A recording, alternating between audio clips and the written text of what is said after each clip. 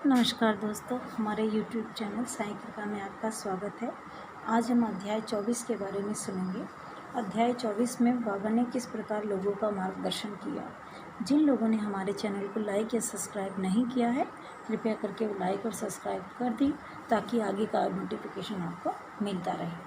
अब चलते हैं हम अध्याय 24 की ओर। अध्याय 24 में विगत जन्म के कर्म फल। यह एक सामान्य सा नियम है कि विगत जन्मों के शुभ कर्मों के फल स्वरूप ही हमें संतों का सानिध्य और उनकी कृपा प्राप्त होती है। उदाहरणतः हेमाड पंत अनेक वर्षों तक बम्बई के उपनगर बांद्रा के स्थानीय न्यायाधीश रहे। पीर मौलाना नाम के एक मुस्लिम संत भी वहीं निवास करते थे। उनके दर्शनार्थ अनेक हिंदू, पारसी और अन्य धर्मावलंबी वहाँ जाया करते थे। उनके मुजावर ने हेमाड पंत से भी उनके दर्शन करने के लिए बहुत आग्रह किया, परंतु किसी न किसी कारणवश उनकी भेंट उनसे न हो सकी। अनेक वर्षों के उपरांत जब उनका शुभ काल आया, तब वे शिरडी पहुँचे और बाबा के दरबार में जाकर स्थायी रूप से सम्मिलित हो गए। भाग्यहीनों को संत समागम की प्राप्ति कैसे हो सकती है? केवल वे ही सौभाग्यशाली हैं जिन्हें ऐसा अवसर सुलभ हो। संतों द्वारा लोक शिक्षा का कार्य चिरकाल से ही इस विश्व में संपादित होता आया है। अनेक संत भिन्न भिन्न स्थानों पर किसी निश्चित उद्देश्य की पूर्ति के लिए स्वयं प्रकट होते हैं। यद्यपि उनका कार्यस्थल भिन्न होता है, परंतु वे सब पूर्णतः एक ही हैं। वे सब उस सर्वशक्तिमान परमेश्वर का संचालन शक्ति के अंतर्गत एक ही लहर में कार्य करते हैं। उन्हें प्रत्येक कार्य का परस्पर ज्ञान रहता है और आवश्यकता अनुसार वे परस्पर पूर्ति भी करते हैं।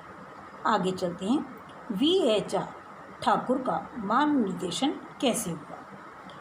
श्री VHR ठाकुर रेवेन्यू विभाग में एक कर्मचारी थे।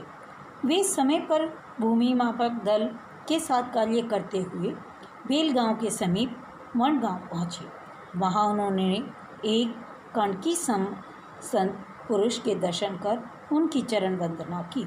वे अपने भक्तों को निर्जल दास कृत विचार सागर नामक ग्रंथ का भावार्थ समझा रहे थे। जब श्री ठाकुर उनसे विदाई लेने लगे तो उन्होंने कहा कि तुम्हें इस ग्रंथ का अध्ययन अवश्य करना चाहिए और ऐसा करने से तुम्हारी इच्छाएं पूर्ण हो जाएंगी, तथा जब कालांतर में तुम उत्तर दिशा में जाओगे तो सौभाग्यवश तुम्हारी एक महान संत से भेंट होगी, जो मार्ग प्रदर्शन कर तुम्हारे हृदय को शांति और सुख प्रदान करेंगे। बाद में उनका स्थानांतरण जुन में हो गया। वहाँ की नटो घाट पार करके जाना पड़ता था।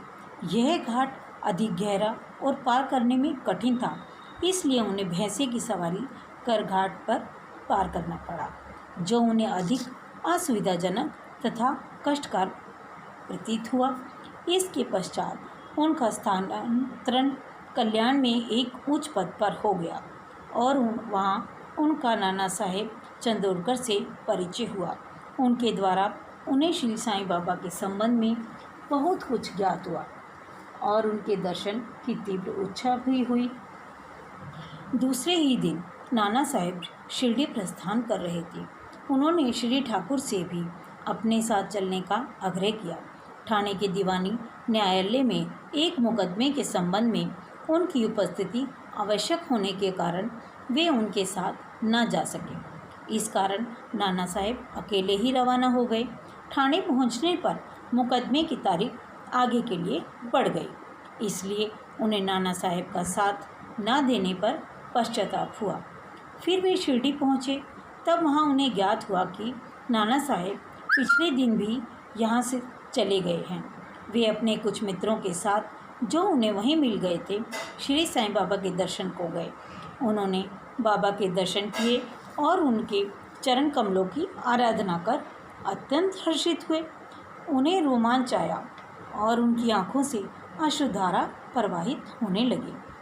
त्रिकालदर्शी बाबा ने उनसे कहा कि इस स्थान का मार्ग इतना सुगम नहीं है जितना कि कणकी संत अप्पा के उपदेश या नाणेर घाट पर भैंसे की सवारी थी। आध्यात्मिक पथ पर चलने के लिए तुम्हें घोर परिश्रम करना पड़ेगा, क्योंकि वह अत्यंत कठिन पथ है। जब श्री ठाकुर ने सरगर्मित शब्द सुने, जिनका अर्थ उनके अतिरिक्त और कोई नहीं जानता था, तो उनके हर्ष का पारावार न रहा और उन्हें कनकड़ी संत के वचनों की स्मृति हो आई। तब उन्होंने हाथ जोड़कर बाबा के चरणों पर मस्तक रखा और उनसे प्रार्थना की, प्रभु मुझ पर कुछ कृपा करो और इस अनाथ को अपने चरण कमलों की शीतल छाया में स्थान दो। तब बाबा बोले, जो कुछ अप्पा ने कहा वह सत्य था, उसका अभ्यास कर उसके अनुसार ही तुम्हें आचरण करना चाहिए। आगे चलते हैं। घोड़े की लीद के 9 गोलों का रहस्य। एक बार एक सौदागर आया, उसके सम्मुख ही एक घोड़ी ने लीद की। जिज्ञासु सौदागर ने अपनी धोती का एक छोर बिछाकर उसमें लीद के 9 गोले रखे और इस प्रकार कि उसके चित्त को शांति प्राप्त हुई। वहाँ मौजूद पूना के अंतर्राव पाटकर इस रहस्य को ना समझ सके, इसीलिए उन्होंने श्री गणेश दामोदर उपनाथ दादा करेकर से अर्थ समझाने की प्रार्थना की और पूछा कि बाबा के कहने का अभिप्राय क्या है। वे बोले कि जो कुछ बाबा कहते हैं उसे मैं स्वयं भी अच्छी तरह नहीं समझ सकता, परंतु उनकी प्रेरणा से ही मैं जो कुछ समझ सका हूँ वह तुमसे कहता हूँ। घोड़ी है ईर्ष्या, कृपा और 9 एकत्रित गोले व नवदा भक्ति तथा श्रवण, कीर्तन, नाम स्मरण, पद सेवन, अर्चन, वंदन, दास्य, सख्य, आत्मनिवेदन, ये भक्ति के 9 प्रकार हैं। इनमें से यदि एक को भी सत्यता से कार्य रूप में लाया जाए तो भगवान श्री हरि अति प्रसन्न होकर भक्त के घट में प्रकट हो जाएंगे। समस्त साधनाएं अर्थात जप, तप, योगाभ्यास तथा वेदों के पठन पाठन में जब तक भक्ति का संपूर्ण ना हो, बिल्कुल शुष्क ही है। वेद ज्ञानी या ब्रह्म ज्ञानी की कीर्ति भक्ति भाव के अभाव में निरर्थक है। आवश्यकता है तो केवल पूर्ण भक्ति की। अपने को भी उसी सौदागर के समान ही जानकर और व्याग्रता तथा उत्सुकता पूर्वक सत्य की खोज कर 9 प्रकार की भक्ति को प्राप्त करो, तब कहीं तुम्हें दृढ़ता तथा मानसिक शांति प्राप्त होगी। दूसरे दिन जब श्री पाटकर बाबा को प्रणाम करने गए तो बाबा ने उनसे पूछा कि क्या तुमने